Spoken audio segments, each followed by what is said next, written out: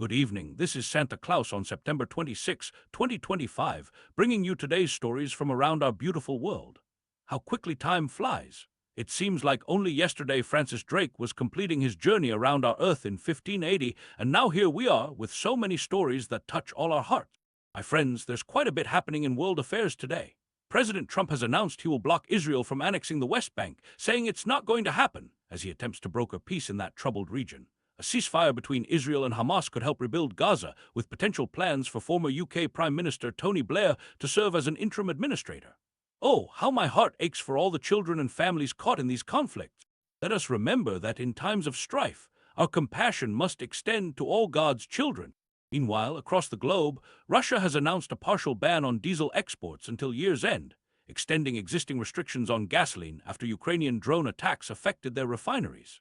And turning our attention to Denmark, Prime Minister Mette Frederiksen has expressed concern about what she calls a hybrid war beginning in Europe, following drone sightings that temporarily closed several airports. European diplomats have also privately warned Russia about airspace violations, showing how tensions continue to simmer in that region.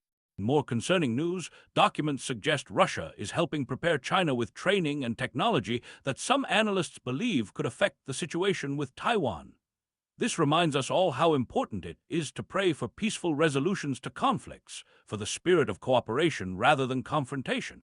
On the home front, President Trump has announced new tariffs, including a 100% duty on patented drugs unless manufacturers build plants in the United States. He's also adding tariffs on heavy trucks, kitchen cabinets, bathroom vanities, and upholstered furniture. These economic decisions affect many livelihoods, and I hope they will lead to prosperity and opportunity for all. In the United Kingdom, a digital ID scheme has been announced to address immigration concerns. While the government says it won't require individuals to carry IDs, it will be mandatory for workers.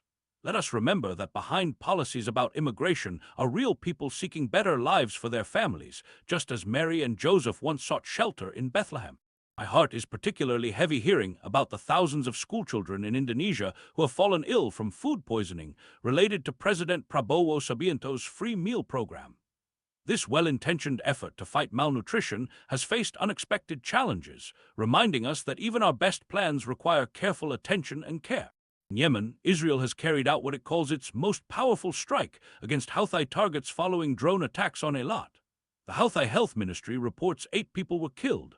Every life lost in conflict is precious in God's eyes, and I pray for the day when weapons will be turned into plowshares. Hungary's Prime Minister Viktor Orbán has told President Trump that stopping Russian energy purchases would bring Hungary's economy to its knees, highlighting the complex economic realities many nations face during times of international tension.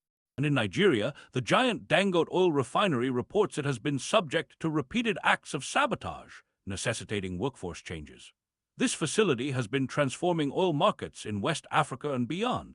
Looking at political trends in Europe, many right-wing populist parties are adopting more left-leaning economic positions, promising higher welfare benefits and protectionism alongside traditional pro-market stances. This shift appears to be resonating with voters concerned about economic security. Finally, an interesting report reveals how Russia cultivated relationships with Orthodox priests in Moldova, including all-expenses-paid tour to Russian holy sites, in what some see as an effort to influence voters through shared faith tradition.